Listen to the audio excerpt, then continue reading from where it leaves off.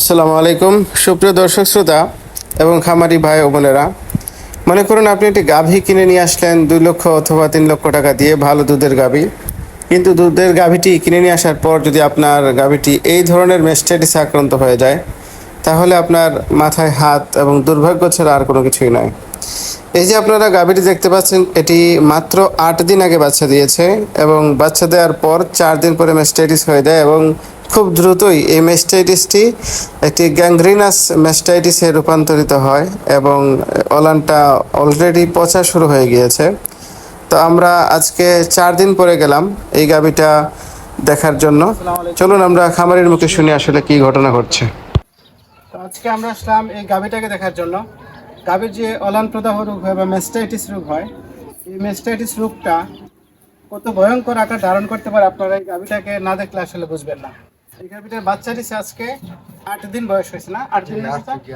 8 দিন বয়স হয়েছে এবং মেস্টাইটিস ধরা পড়ছে 4 দিনে।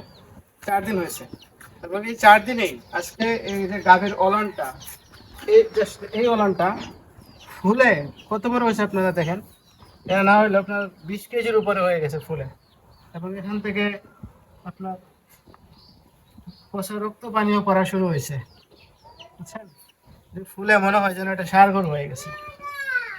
তো সঠিক চিকিৎসা না করলে এই মেস্টাইটিস রোগটা এটা প্রাণঘাতী রোগ হয়ে যেতে পারে, যে কোনো মুহূর্তে অ্যাক্সিডেন্টও হয়ে যেতে পারে।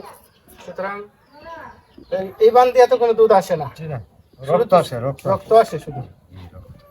এই রোগটা অনেক জটিল। আজকে আমরা দেখি এটা কি করা যায়। যদিও এই ধরনের গ্যাংগ্রিনাস মেস্টাইটিসে আক্রান্ত রোগী ভালো হওয়ার সম্ভাবনা অনেক কম, তারপর আসলে চেষ্টা করে দেখা যে কতটুকু পর্যন্ত করা যায়। এই যে দেখেন, আমি অলানে হাত দিলাম এবং অলান দিয়ে কি পরিমাণে রক্ত আসতেছে তা আমার হাত দেওয়া মাত্রই যে আমার হাতের মধ্যে রক্ত, এই যে দেখেন কত রক্ত লেগে আছে। এটা দেখলেই আপনারা বুঝতে পারবেন যে পরিপূর্ণ রক্ত আমি দেখাইলাম না, কারণ ফেসবুকের সমস্যা আছে। এই যে দেখেন, আমি চিকিৎসা প্রদান করতেছি এবং খুব দ্রুত সময়ের মধ্যে আমরা ইঞ্জেকশন দিচ্ছি। গাভী কোনো কিছু বুঝে ওঠার আগে ইঞ্জেকশনটা পুশ হয়ে যাচ্ছে। আসলে গাভী যদি উশৃঙ্খল হয়, আমাদের যদি দুর্ঘটনা করার একটা সম্ভাবনা থাকে, আমরা এত দ্রুত ইঞ্জেকশন দিয়ে থাকি। আশা করি খুব দ্রুত ইনশাআল্লাহ যে কোনো একটা রেজাল্ট বোঝা যাবে, ভালোর দিকে যাচ্ছে না খারাপ দিকে যাচ্ছে। আপনারা দোয়া করবেন যেন এটি সুস্থ হয়ে যায়। আপনারা যারা এখন পর্যন্ত আমাদের পেজটি ফলো করেননি, ফলো করুন এবং ভিডিওটি যদি ভালো লেগে থাকে তাহলে আপনারা অবশ্যই শেয়ার করতে ভুলবেন না।